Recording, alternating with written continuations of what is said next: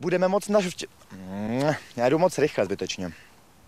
Budou Vánoce na sněhu anebo na blátě? Budeme moc na Štědrý Pokud bych se vás zeptal, co to právě držím v ruce, nejspíš byste odpověděli, že je to mobilní telefon. Ovšem chyba lávky. Podle úředníků z Brusely... To má vyřešit třeba možnost ověřit si stav konta trestních bodů pomocí jediné SMS zprávy. Zdlouhalé lhůty. To má do budoucna vyřešit třeba možnost ověřit si a já už půjdu domů. Myslím tím jakoby ze strany ODS velmi spíš vstříc, řekněme, pokud se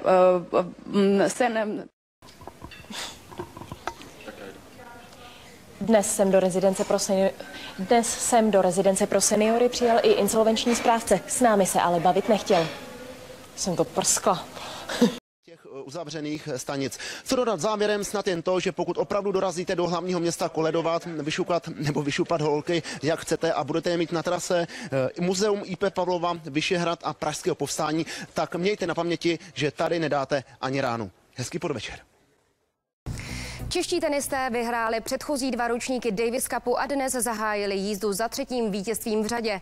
Radek Štěpánek ale nezačal dobře a svůj duel s Nizozemcem Haasem prohrál. Ale předchozí 2 ročníky Davis...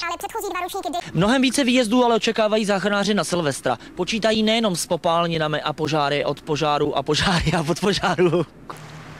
Vláda schválila prodloužení misí českých...